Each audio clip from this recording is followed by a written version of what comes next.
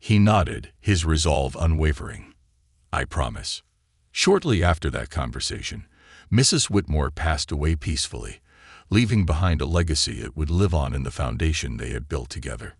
Her loss hit Jamal hard, but he found solace in the work they had shared, in the lives they had touched, and in the vision they had brought to life. He felt her presence in every decision he made, every step he took, as he continued the work that had come to define his purpose. The weeks that followed were filled with both sorrow and celebration. The foundation held a memorial service in her honor, inviting friends, family, and community members to remember the remarkable woman who had inspired so many. Jamal spoke at the service, sharing stories of their time together and reflecting on the impact she had made in his life and in the lives of countless others. "Mrs. Whitmore was more than a mentor to me," he said, his voice steady but filled with emotion. "She taught me the value of kindness, the importance of giving back, and the power of resilience. She showed me that we all have the ability to make a difference, no matter where we come from or what challenges we face. Her legacy will live on, not just in this foundation, but in every life we touch." After the service, Jamal took a quiet moment for himself, standing beneath the city skyline that had once felt so overwhelming. He looked out over the bustling streets, feeling a profound sense of connection to the city that had become his home. He thought of his mother, of the sacrifices she had made, and of the values she had instilled in him. He thought of Mrs. Whitmore, of the lessons she had taught him, and of the legacy she had entrusted to him. In the years that followed, Jamal continued to lead the foundation, expanding its reach and deepening its impact. He developed new programs, fostered partnerships with local schools, and advocated for policies that would create greater opportunities for young people. He watched as the foundation grew, as the lives they touched multiplied, and as the seeds they had planted blossomed into a vibrant garden of hope and possibility. Through it all, he remained true to the promise he had made, carrying Mrs. Whitmore's legacy forward with a sense of purpose and gratitude.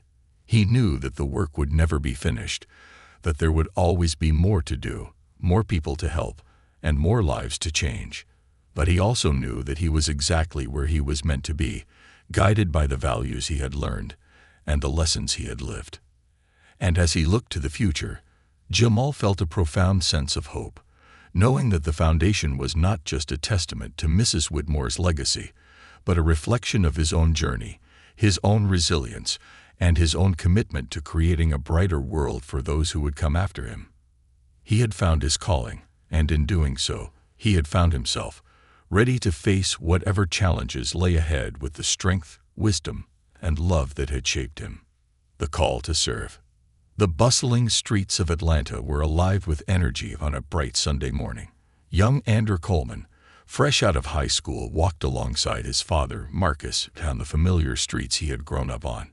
His mind was racing with thoughts about the future, his ambitions, and the difficult decision he had made. He had enlisted in the military. The choice wasn't made lightly. It had taken months of consideration, late-night conversations with his parents, and a deep look within himself. Today, he would tell them. They reached the small park near their neighborhood, where Andrew used to play basketball with his friends. Marcus, noticing his son's unusually quiet demeanor, placed a reassuring hand on his shoulder. "Son, you've got that look," Marcus said with a chuckle. "What's on your mind?" Andrew took a deep breath, steadying himself. "Dad, I've made a decision about my future. I've enlisted. I want to serve in the Army." Marcus's smile faded into a look of serious contemplation. He was quiet for a long moment, his gaze fixed on Andrew as if searching his face for more information. Finally, he spoke, his voice steady but filled with emotion. "Andrew, serving your country is a noble calling. But remember, it's not just about wearing the uniform. It's about upholding the values your mom and I have tried to instill in you. Integrity, courage, and compassion. I want you to hold on to those values, no matter what." Andrew nodded, knowing full well the weight of his father's words. They weren't just the usual advice. They were principles that Marcus had lived by all his life. Raised by a man who believed in hard work and respect, Andrew knew that these words were a reminder of the responsibilities he was choosing to shoulder. When they returned home, Andrew found his mother, Evelyn, waiting on the porch, her eyes reflecting a mixture of pride and worry. She had always been the heart of their family, the one who encouraged Andrew to dream big, but never forget his roots. She pulled him into a tight hug, her voice thick with emotion. "Baby, I'm proud of you. But promise me something, will you?" "Anything, Mama. Don't forget where you come from. Your roots, they'll keep you grounded when the world tries to shake you." Those words would echo in Andrew's mind through every moment of his training, his deployments, and even on the toughest days when he felt alone. He held on to them as a source of strength and inspiration, a reminder of the family and values that shaped him. Andrew's decision took him through basic training where he learned the essentials of military life, from discipline and teamwork to combat skills. The early mornings, grueling drills, and endless runs pushed him to his limits, yet he relished the challenge. With each passing day, he found himself growing stronger, more focused, and more resolute. But as much as Andrew took pride in his achievements, he knew he wasn't alone.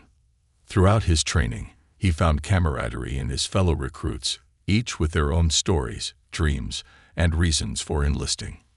Among them was Lieutenant John Williams, a sharp, easygoing soldier from Iowa who would eventually become one of Andrew's closest friends.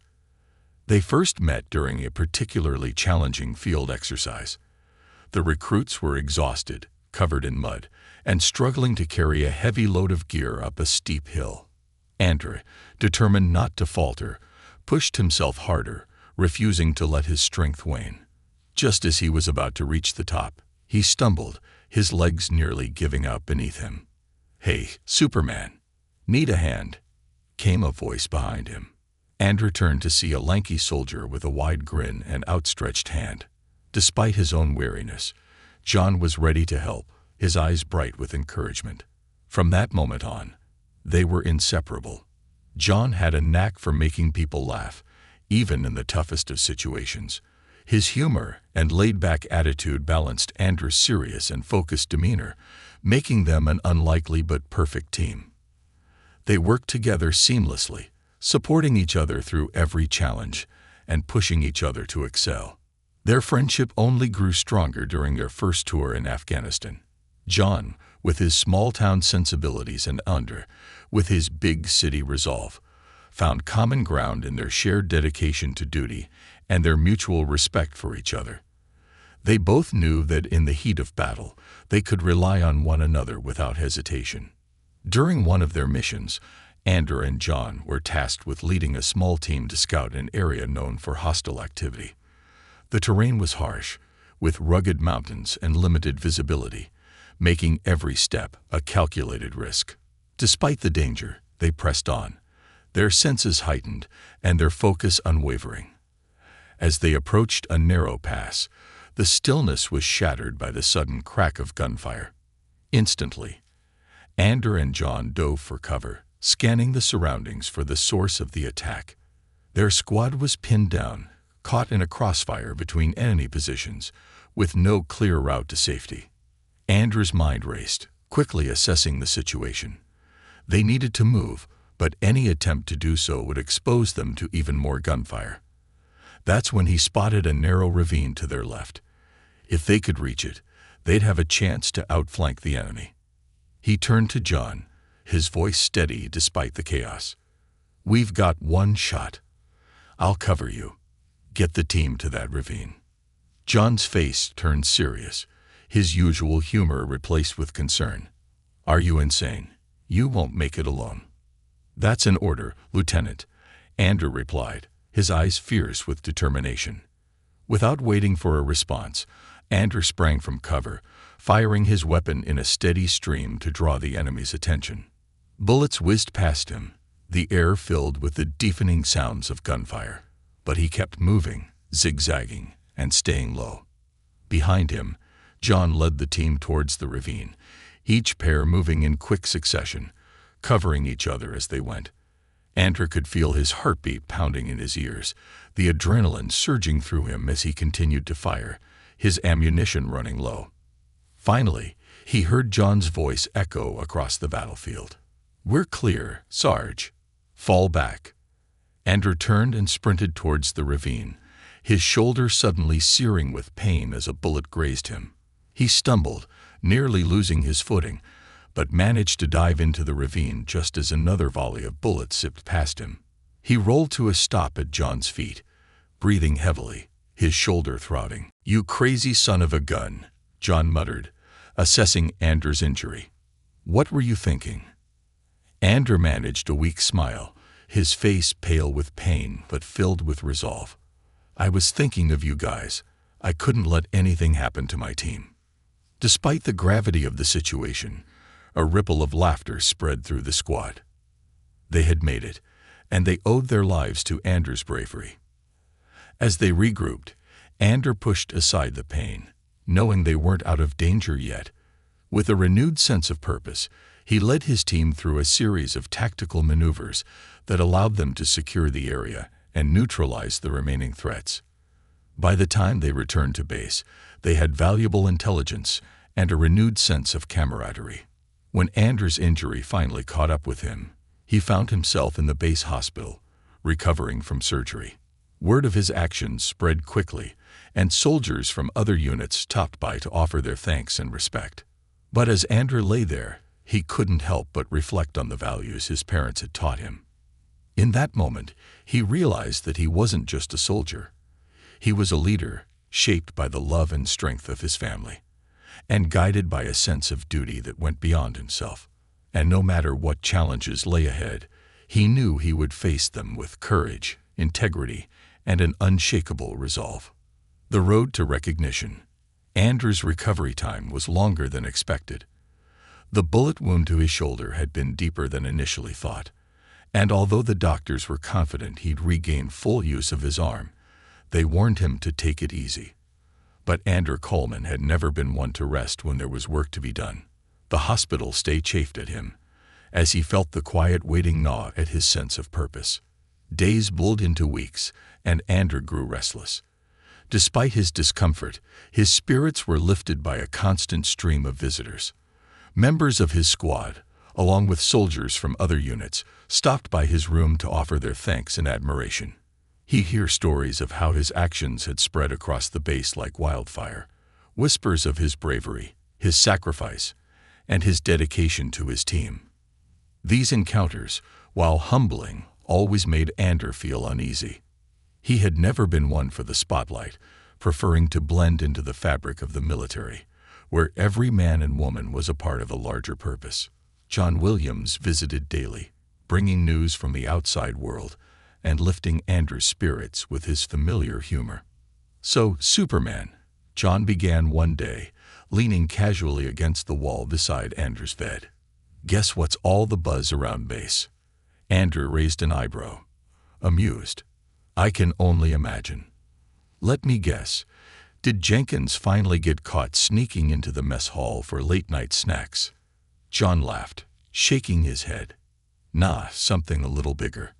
Word is they're planning a big ceremony to honor some soldiers from recent missions, and rumor has it you're at the top of the list." Andrew shifted uncomfortably, a faint frown crossing his face. "I was just doing my job, John. It was a team effort. Everyone played their part." John's expression softened. "Look, I get it. You're not one to bask in the glory. But this is about more than just you. You showed us what leadership looks like. You kept us alive out there. People need to see that, need to understand what it takes to make those kinds of choices." As much as he resisted the attention, Andrew couldn't deny that part of him felt a swell of pride at the prospect. Recognition, especially in the military, was more than just a pat on the back. It was a public acknowledgement of a soldier's sacrifices and a testament to the values they stood for. But even with the encouragement from his friends, a lingering feeling of uncertainty gnawed at him. He'd been in the army long enough to know that recognition wasn't always handed out fairly. The weeks passed, and the day of the ceremony finally arrived.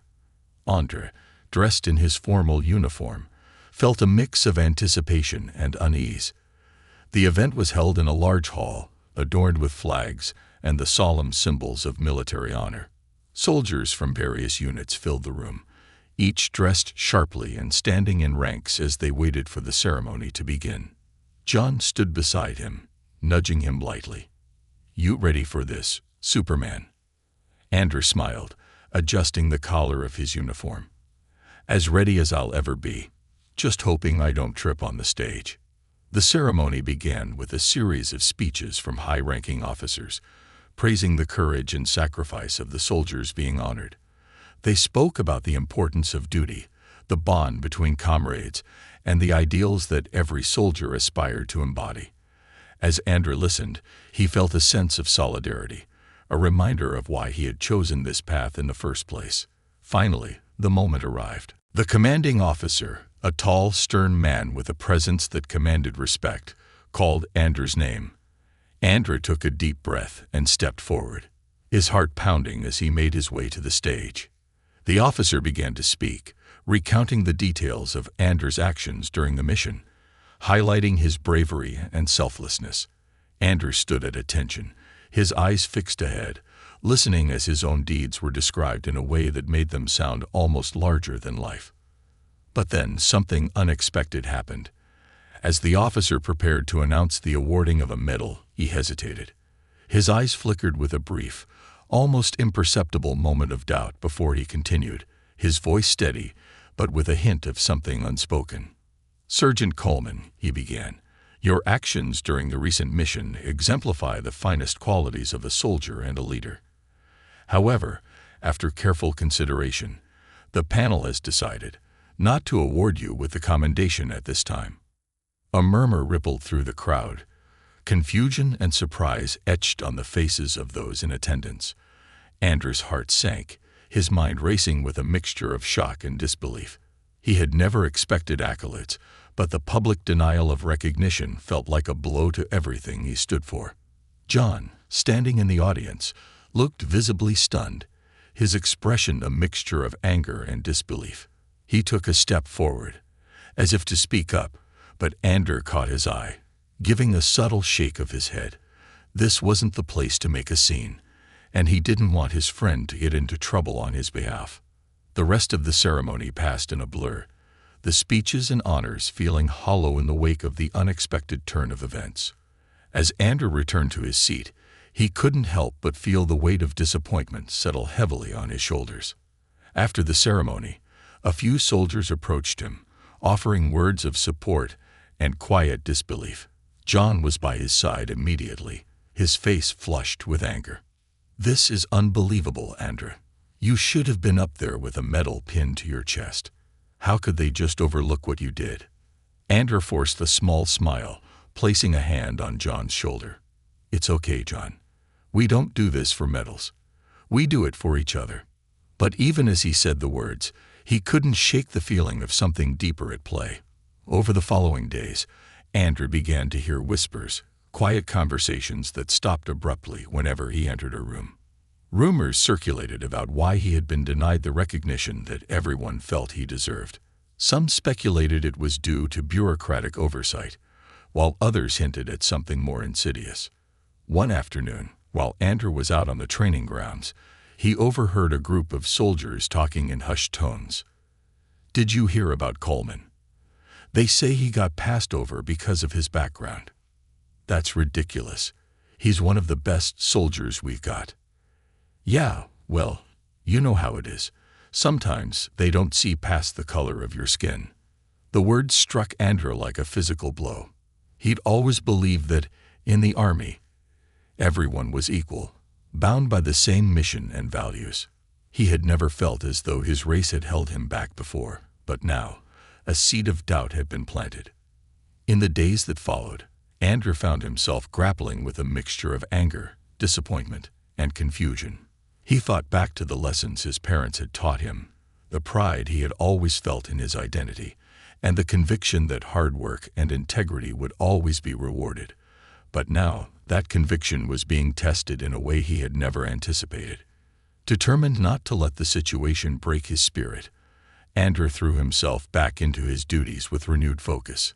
He continued to lead his team with the same dedication and resilience, refusing to let the events of the ceremony define him. His squad, fiercely loyal and unflinching in their support, rallied around him, their respect for him only growing in the face of adversity. As the weeks passed, Andrew began to realize that, while the recognition he had hoped for might have been denied, he still had the respect and admiration of those who mattered most: his team, his friends, and his family. And as he stood with them, ready to face whatever challenges lay ahead, he knew that his worth was not defined by a medal or a ceremony, but by the actions he took and the values he upheld. It was during one of these moments, out on the training field with John and the rest of his squad, that Andrew felt a deep sense of clarity. He didn't need a medal to validate his service or his worth. The true measure of a soldier wasn't in the awards they received, but in the lives they touched, the loyalty they inspired, and the courage they showed in the face of injustice. With that realization, Andrew felt a newfound sense of purpose. He would continue to serve with honor, not for the accolades or the recognition, but for the bonds he shared with his brothers and sisters in arms. And no matter what challenges lay ahead, he would stand tall, guided by the values he held dear and the unwavering belief that, in the end, character and integrity would always shine through. Rising above the challenge. In the days following the ceremony, Andrew tried to settle back into his routine, but the unspoken weight of what had happened followed him like a shadow. He was a soldier who believed in action over words, but the doubts that lingered in his mind were impossible to ignore. Despite the support of his squad and the reassurance from John, he found himself questioning not only his worth, but also the values of the institution he had devoted himself to. One afternoon, while Andrew was wrapping up training exercises with his squad, he was called into the commanding officer's office. Captain Sarah Martinez, a decorated officer with a reputation for being fair yet uncompromising, sat behind her desk, her expression unreadable. She gestured for Andrew to sit, her gaze steady as she leaned forward, resting her elbows on the desk. "Sergeant Coleman," she began, her voice measured, "I wanted to speak with you personally about the ceremony. I know you must be feeling confused, maybe even a little betrayed by what happened." Andrew nodded, his expression calm but his eyes searching hers for any hint of explanation. "You're right, ma'am. It's been difficult to understand. I've always believed that actions speak louder than words, but that day, it felt like none of it mattered." Captain Martinez sighed, her face softening. "I understand your frustration, Andrew, but there are things at play here that go beyond my control. Decisions like this, they aren't always about what happens on the battlefield.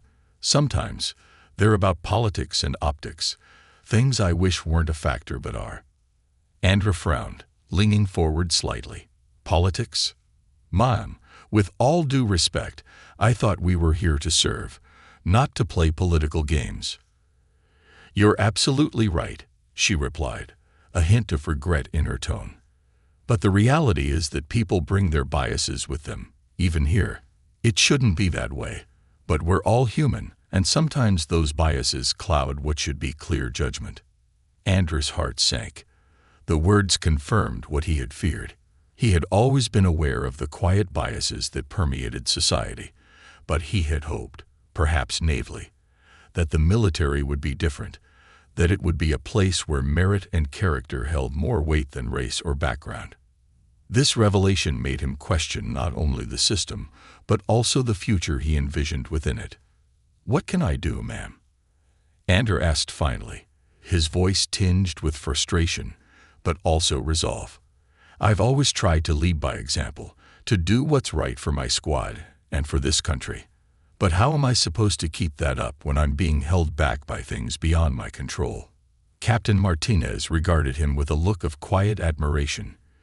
"You keep doing exactly what you're doing, Sergeant. The men and women under your command trust and respect you. You're a leader they look up to, and no ceremony, or lack of one, can take that away. Continue to set the standard. Show them that your strength isn't in the medals you receive, but in the values you uphold." Andrew nodded, her words resonating deeply within him. She was right. His duty extended beyond recognition. It was about showing his squad what it meant to be a leader, even in the face of disappointment. Later that evening, Andrew met up with John and some of the squad members at the base's rec center. They shared a meal, and as they talked, Andrew could see the anger simmering in their eyes. His squad had been loyal to him from the start, and the ceremony had left them feeling as though the slight against Andrew was a slight against all of them.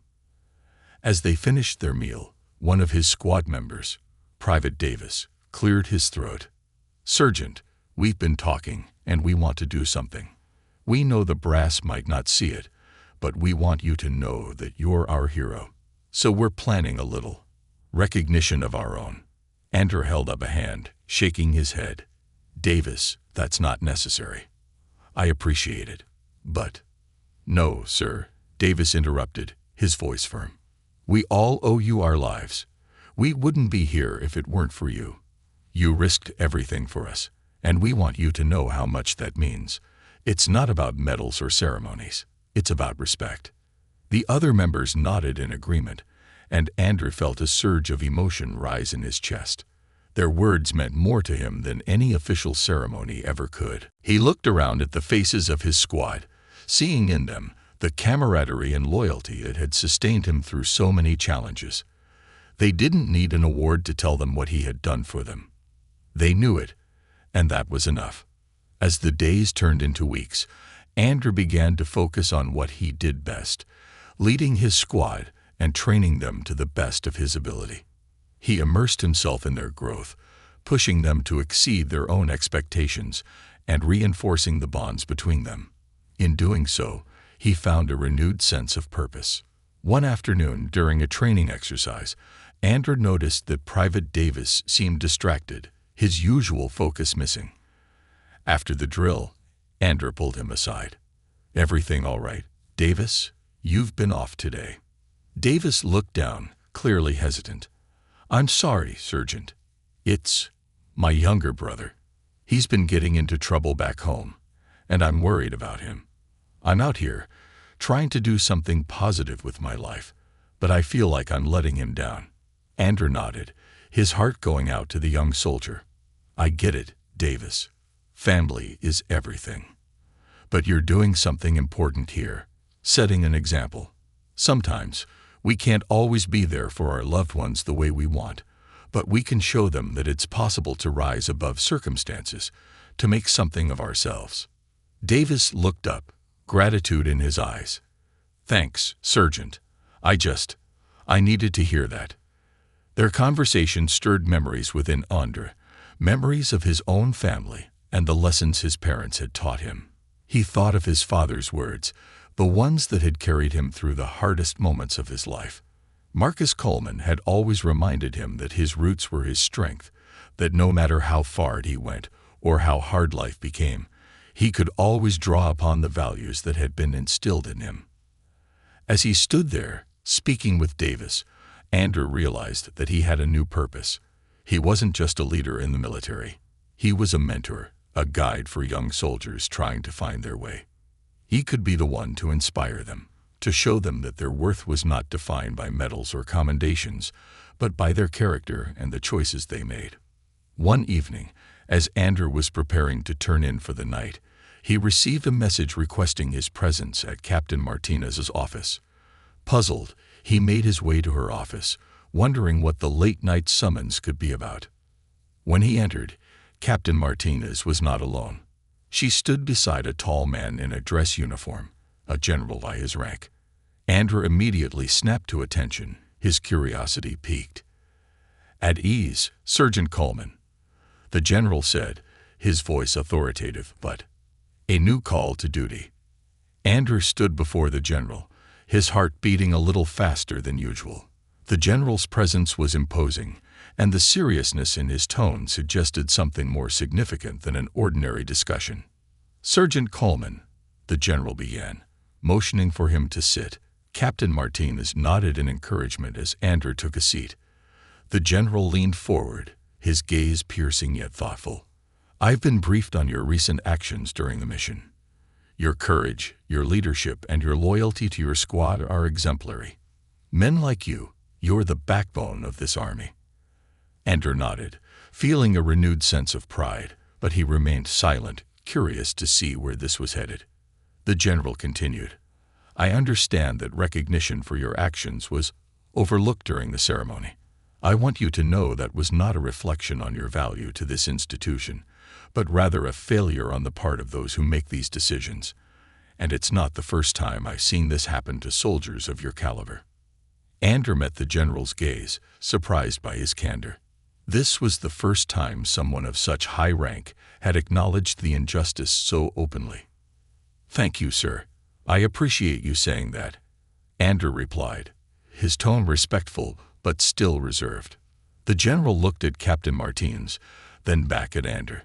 "The truth is, Sergeant, we need more leaders like you, men who can guide others, not just through their words but through their actions. I've been authorized to offer you a new position, one that would allow you to train and mentor soldiers on a larger scale." Andrew felt a surge of both excitement and uncertainty. This was a rare opportunity, one that most soldiers could only dream of, but it also meant leaving his squad, the men and women he had grown to consider family. "Sir, what exactly would this position entail?" Andrew asked carefully. The general leaned back, clasping his hands in front of him.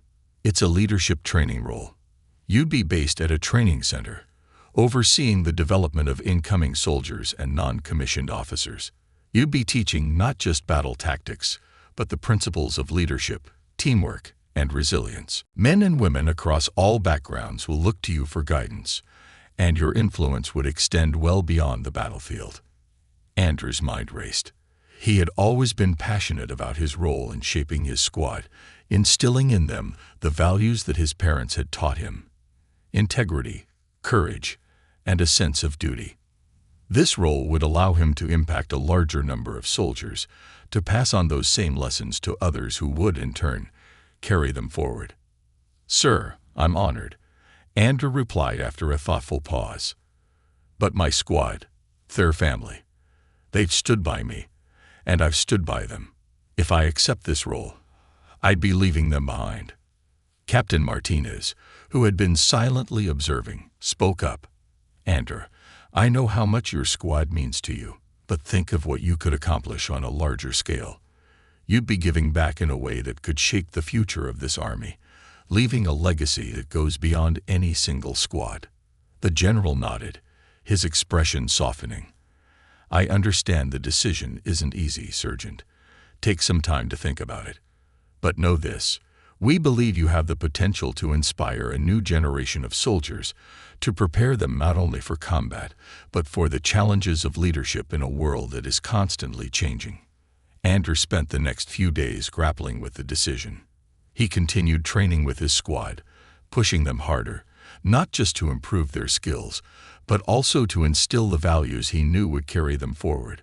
They were his family, and he felt a deep responsibility to them. One afternoon, he found himself sitting on a bench near the training field, watching his squad as they worked through drills. John approached him, sensing his unease.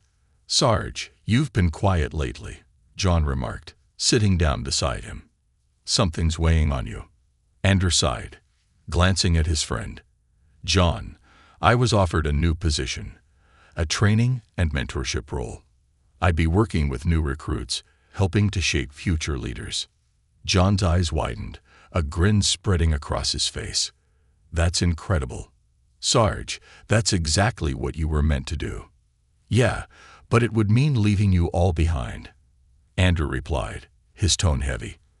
"I feel like I'd be abandoning you, especially after everything we've been through together." John shook his head, his expression serious. "You've taught us everything we need, Andrew. You've made us stronger, better.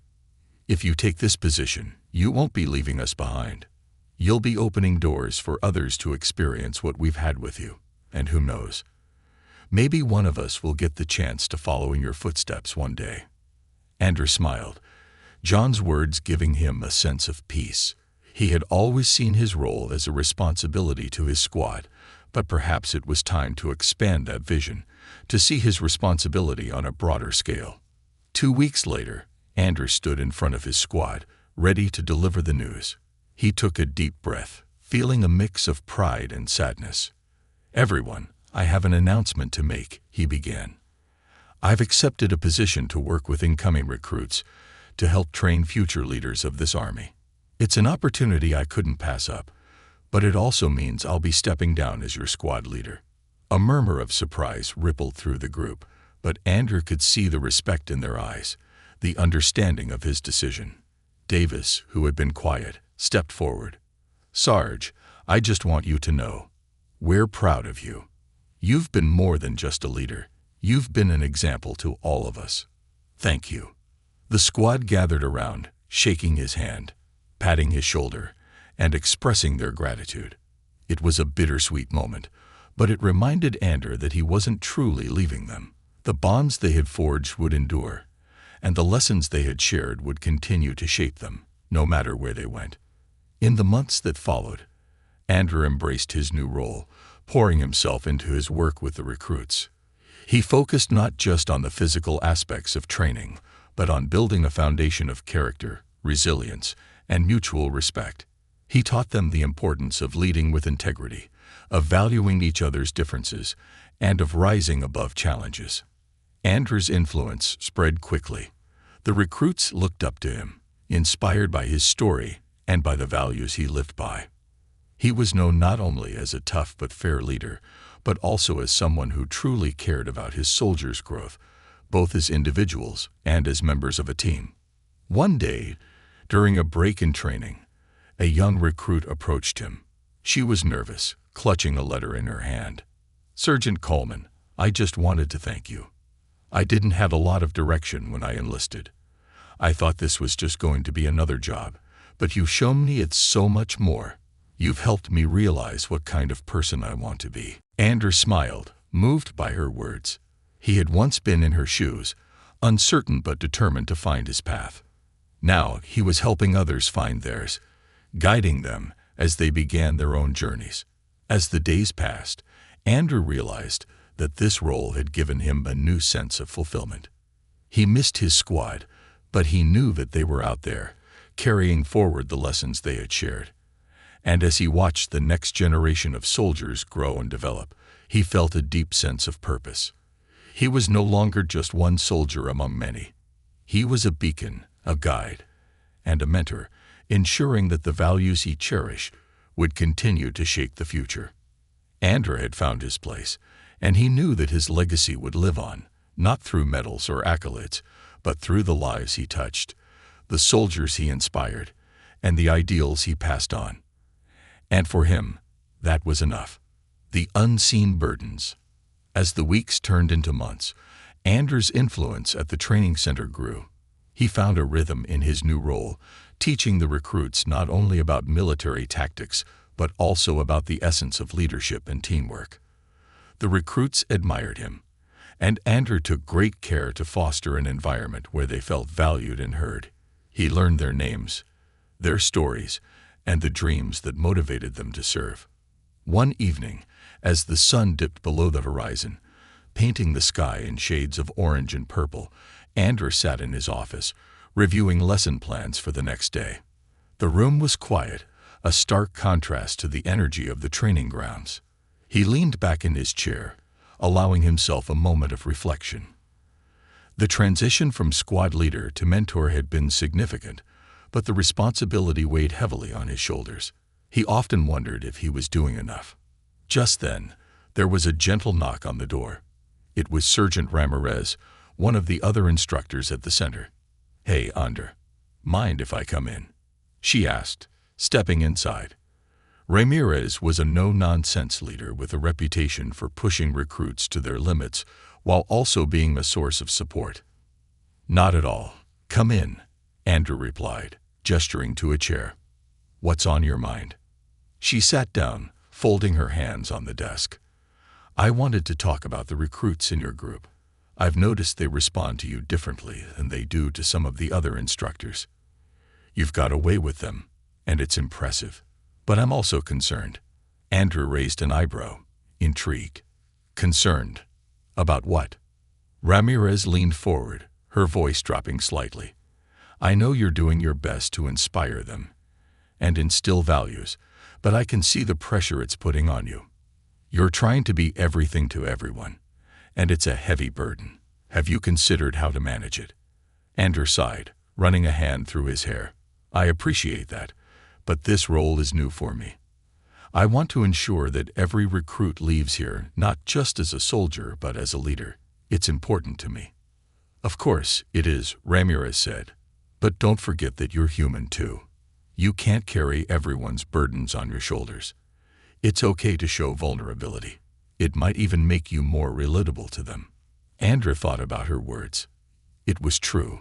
He had been putting immense pressure on himself to be the perfect mentor, the ideal leader. He often found himself reliving memories of his squad, reminding him of the sacrifices they made together. He felt responsible for shaping the next generation, a task he had taken to heart. Thanks, Ramirez. I'll think about it, he finally replied, grateful for her honesty. But it's hard to step back when I know what these recruits can become. I see so much potential in them. Then nurture that potential without sacrificing your well-being, she advised. Remember, they need you at your best, not a version of you that's exhausted and burnt out. As she left, Andrew took a deep breath, absorbing her words. He knew he needed to find balance in his life, but the road ahead felt complicated. He had been so focused on the recruits and ensuring they learned the right lessons that he had neglected his own self-care. It was time to change that. The following week, Andrew decided to implement a new initiative. He gathered his recruits one morning and shared his thoughts. Listen up, everyone, he began, standing in front of them with a clipboard in hand. Today, we're doing something different. We're going to have a mentor day.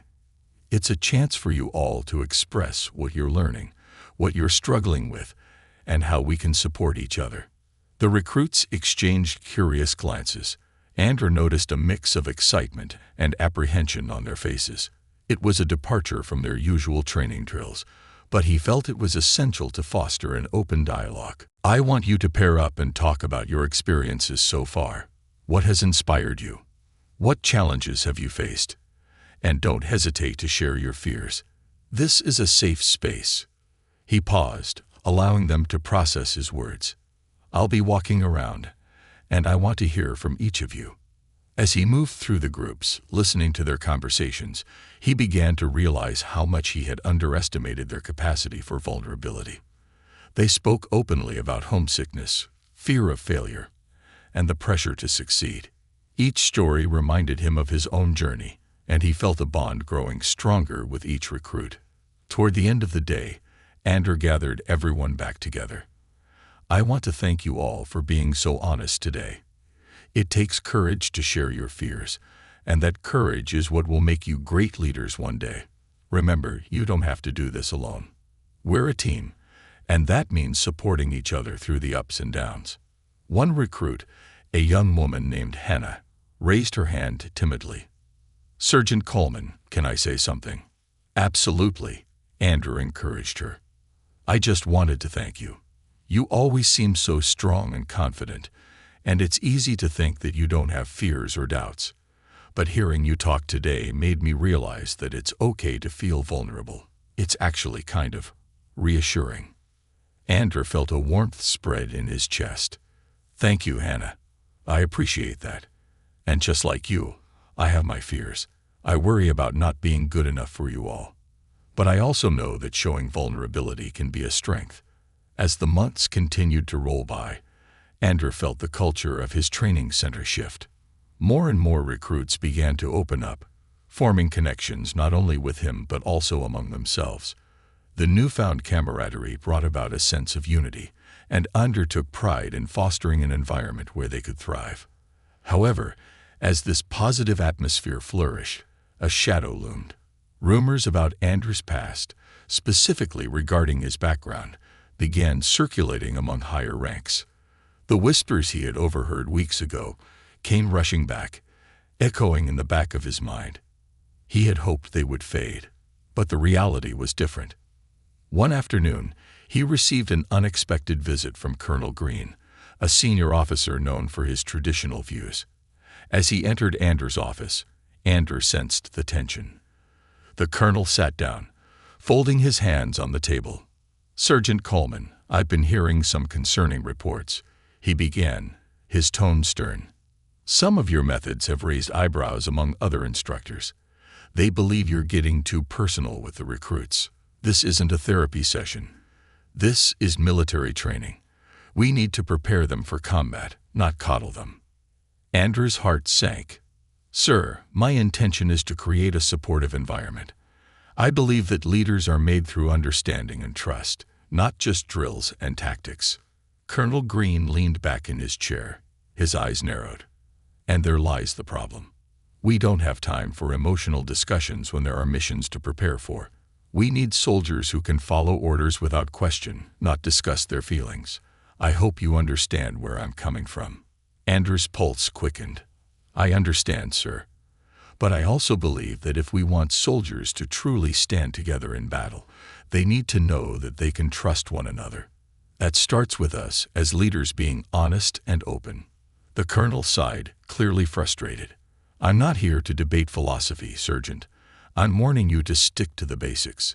If I hear another report about your methods, we'll have to reevaluate your position." With that, he stood up and left, leaving Anders alone with the weight of the colonel's words. He had faced adversity in the past, but this felt different. The very principles he believed in were being challenged. His mission to build strong leaders seemed to clash with the rigid views of some higher-ups. That night, Anders found it difficult to sleep. He tossed and turned, replaying the conversation in his mind. He knew that his approach had resonated with many recruits, but the fear of losing his position loomed large. It was a dilemma that gnawed at him, threatening to unravel the community he had worked so hard to build. The next day, he took a long walk around the training grounds, seeking solace in the fresh air. As he strolled past the firing range, he saw a group of recruits gathered around Hannah, who was demonstrating the new technique. They were laughing and cheering her on, the camaraderie evident. The sight filled him with a sense of hope, but the weight of Colonel Green's warning was still heavy in his mind. In that moment, Anders realized that he could not abandon his principles. He had made a commitment to himself and to the recruits to prepare them not just for battle, but for life. He decided that he would confront the challenges head-on and advocate for his approach to leadership, even if it put his position at risk. The following week, Anders scheduled a meeting with the training center's leadership team to discuss his training philosophy. He knew it was a risk, but he felt it was necessary to defend the direction he had taken. The weight of honor. The tension in the room was palpable as Anders laid out his vision for the training program. He felt a mix of nerves and determination as he concluded his presentation. The leadership team listened intently, but he could see the divided opinions on their faces, especially on Colonel Green's. "I appreciate your passion, Sergeant Coleman," Colonel Green began, his voice steady, but filled with an undercurrent of skepticism. "But this isn't just about creating a warm and fuzzy environment. We're preparing men and women for the harsh realities of combat. Emotional discussions are a luxury we cannot afford in the field." "But Colonel," Anders interjected, trying to maintain his composure, "I've seen firsthand how a strong bond among soldiers can be the difference between success and failure in combat. When they trust each other, they're willing to put themselves on the line for one another. That trust fosters teamwork and resilience. Trust is built on discipline and performance, not feelings," Green replied, his eyes narrowing. "We're in the business of training soldiers, not counselors. We need to prepare them to follow orders without hesitation, not to question every move based on emotional responses." A murmur of agreement rippled through some members of the leadership team. Anders felt his heart race. This wasn't just a disagreement over training methods. It felt like a personal attack on everything he believed in. "With all due respect, sir, I believe that soldiers who feel emotionally supported can perform better in high-stress situations. It's a matter of mental health and readiness," he stated, his voice gaining strength.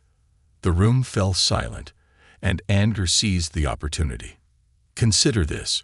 When soldiers feel they can share their struggles, they're less likely to hide them, which leads to better mental health outcomes. We can't ignore the impact of psychological well-being on combat effectiveness. If they can't rely on us to be their support, who can they turn to? Green seemed unfazed. We need to draw a line between professional and personal.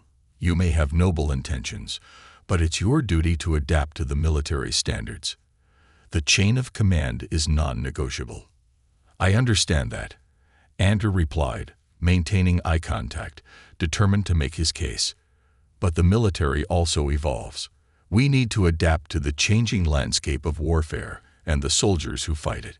Mental health is an essential component of modern warfare, and we owe it to our soldiers to give them the tools they need, emotionally and mentally, to succeed.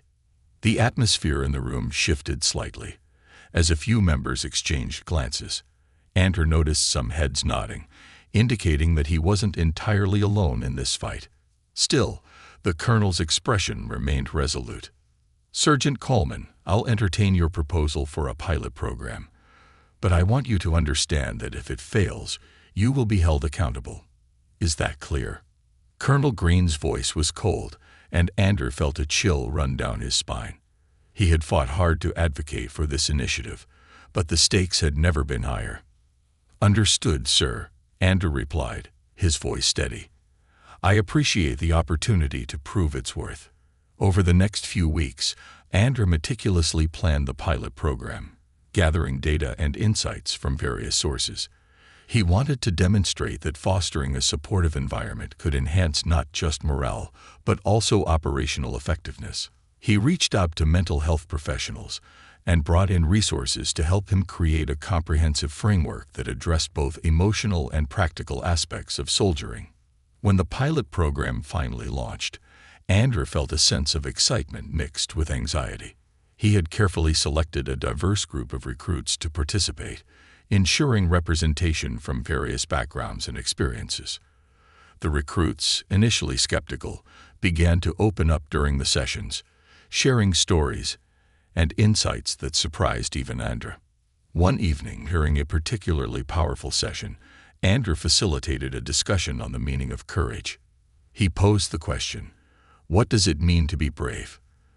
The recruits pondered for a moment, then slowly began to share their thoughts. Being brave isn't just about charging into battle, one recruit said, his voice barely above a whisper. It's also about facing your fears and admitting when you're struggling. Another chimed in, yeah, it's about vulnerability too. I used to think being tough meant showing no weakness, but I realize now that opening up is actually brave. Andrew's heart swelled with pride.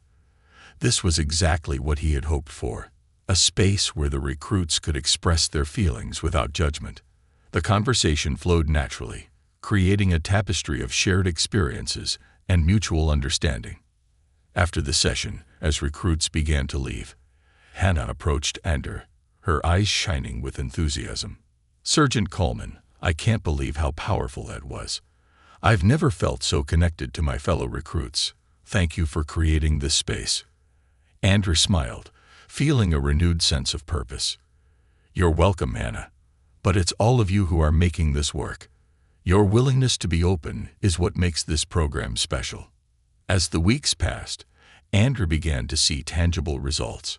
The recruits who participated in the pilot program displayed remarkable teamwork and camaraderie, both in training exercises and in their day-to-day interactions. They supported one another in ways he hadn't anticipated, and the transformation was evident. However, he knew that success would ultimately be determined by how the leadership team responded to the program's outcomes. Colonel Green had agreed to evaluate the program after a month, and Andrew felt a mix of anticipation and dread as the evaluation date approached. On the day of the evaluation, Andrew prepared a presentation showcasing the progress of the recruits, complete with metrics that highlighted improvements in teamwork, performance, and mental health awareness. He gathered testimonials from recruits who shared how the program had changed their outlook on military life and emotional resilience. As he stepped into the conference room, he took a deep breath, steeling himself for the scrutiny that lay ahead. The room was filled with the same leadership team that had challenged him from the beginning, and Andrew felt the weight of their expectations on his shoulders. "Good afternoon, everyone," he began, projecting confidence despite his nerves. "Today, I want to share the results of our pilot program on emotional resilience and support among recruits." He walked them through the data, highlighting the remarkable progress the recruits had made in various areas. As he displayed testimonials on the screen, he could see some members of the leadership team leaning in, intrigued by the impact of the program. When he finished, a murmur of approval echoed in the room, and Andrew felt a flicker of hope.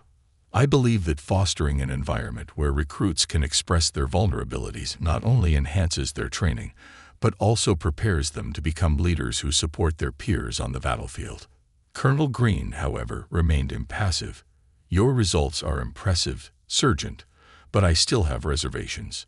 Emotional discussions may help in the training environment, but they don't always translate to the chaos of combat." Andrew knew he needed to address the colonel's concerns head-on. "Sir, with all due respect, I believe that the chaos of combat can be mitigated by the bonds forged in training.